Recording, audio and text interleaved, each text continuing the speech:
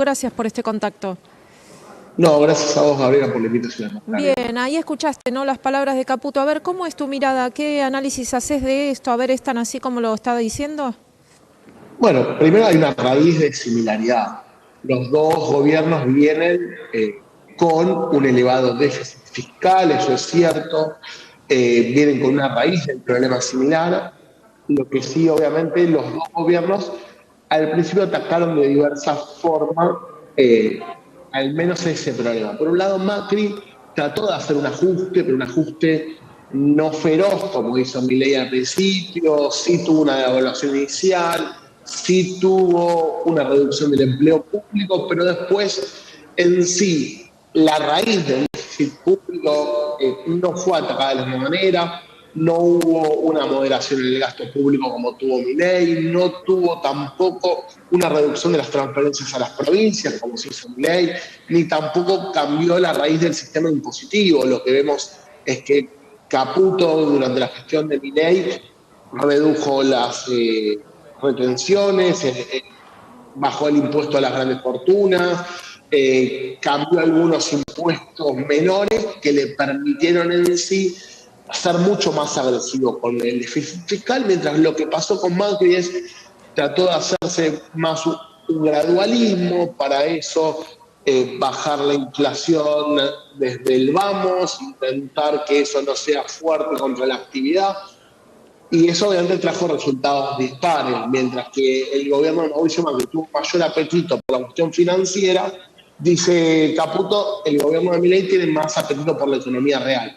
Ahora, creo yo que hay un punto sustancial que no es tan así respecto a lo que dice Caputo, y es que tanto el gobierno de Milei como el gobierno de Macri, ambos tienen un apetito por lo financiero más que por la economía real.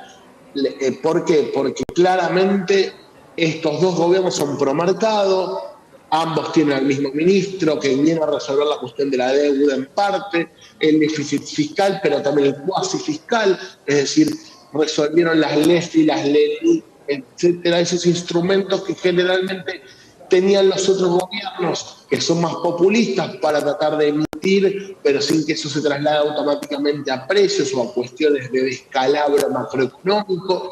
Entonces, en esa parte sí hay una similitud. Han ingresado una buena cantidad de dólares con ambos gobiernos, ambos han hecho blanqueos, con lo cual hay cierta propulsión a la materia financiera. Lo que sí, este gobierno propuso rigis, el gobierno de Macri no tuvo una política similar, fue menos, si querés, dirigista, trató de conservar cierta industria, y este gobierno fue en contra completamente de la industria, fue directamente, bueno, si quieren producir, compitan, y a eso fue muy agresivo, y tuvieron resultados diferentes, por supuesto.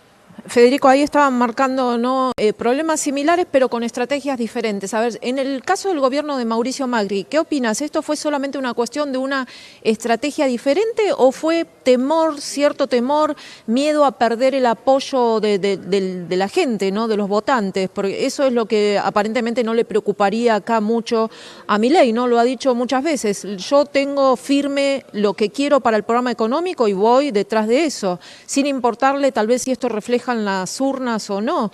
¿Esto puede haber tenido algo que ver ahí con algún cierto temor del gobierno de Mauricio Macri para no tomar las medidas que hacían falta? Bueno, yo creo que en realidad parten, si bien de un escenario parecido, de situaciones completamente diferentes. ¿Por qué? El gobierno de Macri vino de 12 años de kirchnerismo, la crisis del 2001 estaba muy vigente, veníamos de restricciones del tipo de cambio, de restricciones en términos de estadística, restricciones también en términos microeconómicos, que el gobierno de Macri fue a resolver inicialmente para volver a lo que llamamos una economía normal. Ahora, Milei ya tuvo la experiencia de Macri, con lo cual puede saber de antemano qué es lo que funciona, qué es lo que no funciona. Pero además, Macri viene también de un problema inflacionario mucho más abajo, pero con mucha más inercia. Milei asume con un 211% de inflación anualizado, pero con un problema inflacionario ya escalado, porque venimos del 36 al 50, del 50 al 100, del 100 al 200. Macri venía con una inflación que cerró en un 25-28% en 2015, con lo cual era un problema que a ciencia cierta parecía más fácil de resolver, pero con una inercia mucho más oculta que la del gobierno de Milei. Milei lo que hizo fue tratar de cortar de cuajo, con una fuerte devaluación, con un ajuste del consumo, que eso en parte te retrae el problema inflacionario. Macri venía con una economía creciendo, con una economía que no había pasado una pandemia, con una economía que ya veía a la sociedad el desgaste de ese programa económico. En cambio, eso te lleva a pensar en que las estrategias que llevó cada una fueron diferentes. Ni hablar de que Milei ya heredó, por ejemplo, una deuda de 45.000 millones de dólares con el gobierno, con el Fondo Monetario, que heredó del gobierno de Macri, con lo cual también en parte son diferentes las problemáticas, a pesar de que podemos pensar en un escenario similar. Dicho eso, ¿quién hizo las dos políticas? Fue el propio Caputo. Caputo estuvo en el primer gobierno de Macri, Caputo estuvo en el primer gobierno de Milei. En ambos trató de aplicar cierta ortodoxia económica, mucha parte de ortodoxia financiera, sobre todo de restringir la emisión, la circulación del dinero, etcétera. Lo que sí sabemos es que después de 2 años y medio del gobierno de Macri, no importa si tuvo que ver con miedo o no, terminó en el Fondo Monetario. O sea, esa fue la consecuencia abrupta.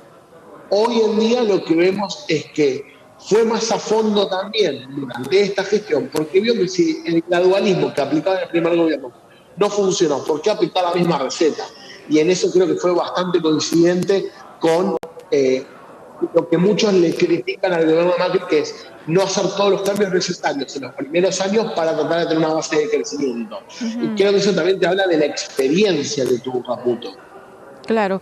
¿Existe el riesgo Cuca? Porque cada tanto, ¿no? Cuando habla el ministro de Economía o el propio presidente Javier Milei, siguen refiriéndose a este riesgo Cuca. Bueno, a ver, yo no quiero ser despectivo, pero riesgo Cuca es más un término político, ¿no? O sea, ¿qué analiza el mercado? Que si todas las políticas de hoy que le gustan al mercado continúan con Milei, podrían no continuar con otro gobierno. Y cada vez nos acercamos más a la contienda presidencial del 2027. Entonces, esa contienda electoral va a tener un claro panorama entre un modelo anterior y un modelo actual.